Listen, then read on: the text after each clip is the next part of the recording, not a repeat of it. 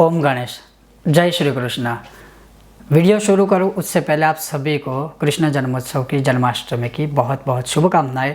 और निश्चित काल जो है उसकी भी मैं कहूँगा बहुत सारी, ढेरों सारी शुभकामनाएं। अब एक बात यह है कि जैसे रात्रि सूक्तम का वचन है कि काल रात्रि महारात्रि मोहरात्रिश्च दारुणाम त्वम श्री त्वम ईश्वरी त्वम री त्वम बुद्धिर्बोध लक्षणा। अर्थात जैसे पूरे वर्ष की जो चार सबसे महान और सबसे बड़ी जो रात्रियां है साधना आदि के लिए, सिद्धि के लिए, अपने कार्य की सिद्धि हेतु या अपने जो भी कार्य नहीं बन रहे उन सभी के लिए, जैसे शत्रु निवारण, लक्ष्मी प्राप्ति, कर्ज मुक्ति, भूत प्रेत बाधा आदि निवारण हेतु, या कोई कामना न होकर भी निष्काम भाव से अपने इष्ट देवता को प्रसन्न करने हेतु, किसी मंत्र की साधना हेतु जो रात्रियाँ होती है उसमें से एक रात्रि है यह मोहरात्रि, और वो है कृष्ण जन्माष्टमी। अर्थात तो अब यह रात्रि के विषय में वीडियो तो मैंने बना दिया है कि कौन सा समय है, कब आरंभ होगा, या क्या 6 तारीख को है या 7 तारीख को। फिर भी शायद हो सकता है कोई यह वीडियो पहली बार देख रहा है, तो मैं उन्हें कहूँगा कि आप इसका अगला भाग भी देखिए। फिर भी मैं कहूँगा कि जो 6 तारीख की रात, ध्यान से सुनिएगा, 6 तारीख की रात्रि काल के 12:13 से आरंभ करके 1 बजे तक का जो समय है 6 की रात का, क्योंकि हम तिथि अनुसार चलते हैं, वह जो 46 मिनट है, 46 मिनट है, वह साधना काल के सबसे श्रेष्ठ, सबसे उत्तम है।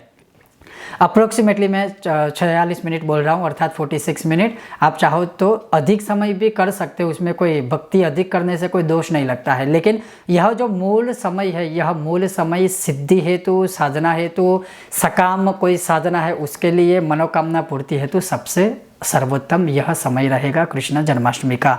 अब सबसे पहली अगर हम बात करें तो स्वास्थ्य अगर किसी का अच्छा नहीं रहता है और उस हेतु अगर कोई साधना करनी चाहिए तो दुर्गा सप्तशती का जो श्लोक है कि रोगानुशेषान पहुंचितुष्टा रुष्टा तो कामान सकलान भिष्टान त्वामाश्रितानम न विपन्नराणम त्वामाश्रिता याश्रयताम प्रयंती, या फिर मार्कंडेय कृत महामृत्युंजय स्तोत्र है जिसके अनुभव अनगिनत है, जिस विषय पर मैंने वीडियो भी बहुत सारे बनाए हैं, वो आप इस 40 से 50 मिनट तक या 46 मिनट तक, इस 40 से अप्रोक्सीमेटली 50 मिनट तक नॉन स्टॉप कीजिए। 12:13 से लेकर 1 मिनट तक नॉन स्टॉप। सिर्फ कोई संकल्प आदि करने की आवश्यकता नहीं होती है ऐसी रात्रियों में। बस एक मन से संकल्प कीजिए, आपकी जो कामना होती है उसके अनुसार आप रोग निवारण हेतु यह कर सकते हो।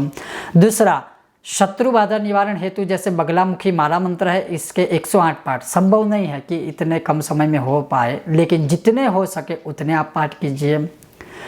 बगला प्रत्यंगिरा कवच है जो तीव्र है शत्रु बाधा निवारण हेतु, आप उसके पाठ कर सकते हैं इस 12:13 से 1 बजे तक। आर्थिक रूप से आप अगर संपन्न नहीं हो रहे हैं, बहुत सारी मेहनत आदि करने के बाद भी, तो श्री सूक्तम, केवल श्री सूक्तम के ही पाठ कीजिए और कोई पाठ मत कीजिए।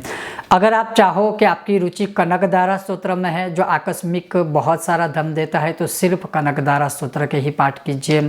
तीव्र फल, शीघ्र धन प्राप्त करना है तो सांपुटिक श्री सूक्तम के पाठ कर सकते हो। इंद्रकृत महालक्ष्मी अष्टकम जो है उसके यथाशक्ति पाठ कर सकते हो। उसी प्रकार से लक्ष्मी प्राप्ति हेतु और कोई भी अन्य स्तोत्र है उसका भी आप, जिस पर आपकी श्रद्धा हो, उसके पाठ कर सकते हो, आर्थिक या धन प्राप्ति, लक्ष्मी प्राप्ति हेतु। उसी प्रकार से दुर्गा सप्तशती का पाठ जो सर्वस्व देता है, सभी प्रकार की बाधाएं हो, नवग्रह दोष आदि हो या कुछ भी हो, सबका निवारण होता है। तो दुर्गा सप्तशती का पाठ, एक पाठ इतने समय में शायद हो सकता है, मतलब समय थोड़ा अधिक 1.5-2 घंटा लगेगा, लेकिन इस समय में शुरू करके फिर आप उसका पूर्ण कर सकते हो, अंत कर सकते हो दुर्गा सप्तशती का पाठ। उसी प्रकार से आप मानिए कि श्री सिद्ध कुंजिका स्तोत्र के नॉन स्टॉप पाठ कीजिए। दुर्गा द्वात्रिंश नाम माला अर्थात दुर्गा 32 नाम माला के भी आप पाठ कर सकते हैं। उसी प्रकार से कवच, अर्गला, किलक, इन तीनों में से कोई एक पाठ लेकर उसका पाठ कर सकते हैं। उसी प्रकार से अगर नारायण की उपासना करनी है सभी प्रकार से सर्वस्व दोष निवारण हेतु, आप श्री विष्णु सहस्त्र के पाठ कर सकते हो। उसी प्रकार से भगवान शिव जी का कोई भी स्तोत्र, या आप जो उत्तम अगर कहे दरिद्र दहन शिव स्तोत्र जो दरिद्रता का निवारण करता है उसका पाठ कर सकते हैं। जैसे मैंने कहा कि मार्कंडेयकृत महामृत्युंजय स्तोत्र है उसका पाठ कर सकते हैं। शिव माला मंत्र का पाठ कर सकते हैं। शिव महिम्न स्तोत्र का पाठ कर सकते हैं, अष्टाध्यायी रुद्री का पाठ कर सकते हैं। सूर्य उपासक है तो आदित्य हृदय स्तोत्र का पाठ कर सकते हैं, सूर्य अष्टकम का पाठ कर सकते हैं, सूर्य के 12 नाम अर्थात सूर्य भगवान के 12 नाम का पाठ कर सकते हैं। गणपति के उपासक है तो गणेश अथर्व शीर्षम का पाठ कर सकते हैं, श्री संकटनाशन स्तोत्र का पाठ कर सकते हैं। अब ये हो गए सारे स्तोत्रों की बात। अब इसके अलावा अगर हम बात करें तो भगवान के जो मूल मंत्र है, जैसे गणेश जी का ओम गंग गणपतये नमः, भगवान शिव का ओम नमः शिवाय या नमः शिवाय, माता रानी का नवार्ण ऐं ह्रीं क्लीं चामुंडाय विचे, भगवान श्री सूर्य नारायण का सरल सा मंत्र ओम सूर्याय नमः, और ओम नमो भगवते वासुदेवाय, ओम नमो नारायणाय भगवान विष्णु का मंत्र, या फिर भगवान श्री कृष्ण का भी कोई भी मंत्र आप चाहे तो ले सकते हैं। कहने का तात्पर्य है कोई एक चीज़ कीजिए, जितने मैंने बताए हैं सभी करने की आवश्यकता नहीं है। जैसे अगर आप गणेश उपासक हो तो इन 40 से 50 मिनट तक केवल ओम गंग गणपतये नमः की माला कीजिए, लाल चंदन से कीजिए, लाल चंदन की माला से कीजिए, या आपके पास अभी जो उपलब्ध है उससे कीजिए। अगर आप श्री सूक्तम के पाठ करते हैं, स्तोत्र में अधिक रुचि है तो केवल वही कीजिए।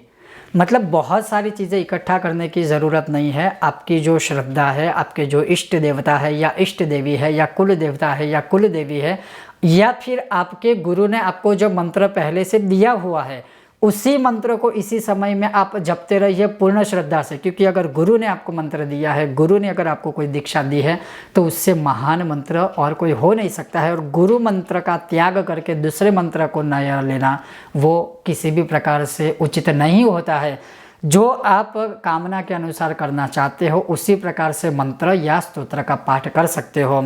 अगर मान लीजिए आपको अपने लिए कोई साधना करवानी है, कोई सकाम कामना पूर्ति हेतु, तो आप किसी विद्वानों का सहारा लेकर भी इस 1 घंटे तक की साधना करवा सकते हो।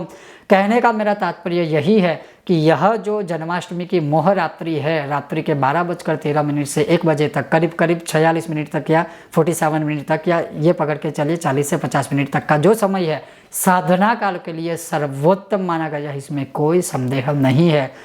तो आप अपने अनुसार साधना कीजिएगा। और यह रात्रि ऐसी होती है उसमें कोई मतलब, हाँ दीपदान हमें करना चाहिए। हम जैसे मान लीजिए कि दीपदान करते हैं, धूप बत्ती प्रज्वलित करते हैं, भगवान को पुष्पमाला आदि करते हैं, ये करना चाहिए, इसमें कोई मनाही नहीं है। लेकिन अगर इस रात्रि में बिना समय गवाए अगर आप कुछ नहीं भी करते हो, केवल स्तोत्र और मंत्र जाप करोगे तो भी सर्वस्व प्राप्त होगा, इसमें कोई संदेह नहीं है। हाँ, अगर कोई आप तीव्र प्रयोग करना चाहते हो, तीव्र स्तोत्र का अनुष्ठान या पाठ स्वयं करना चाहते हो, तो अवश्य ही उचित मार्गदर्शन लेकर या गुरु का सानिध्य लेकर ही आप उसे आगे बढ़िएगा और वह स्तोत्र पाठ आदि का आरंभ कीजिएगा। लेकिन अवश्य ही इस मोह रात्रि को मत भूलिए। साधना सिद्धि आदि हेतु, अपनी मनोकामना सिद्धि हेतु, सकाम कामना पूर्ति हेतु, और कोई कामना नहीं है तो बस भगवान को प्रसन्न करने हेतु इस रात्रि को अर्थात जन्माष्टमी की रात्रि को कोई ना कोई साधना मंत्र स्तोत्र पाठ कवच आदि हमें अवश्य करना चाहिए।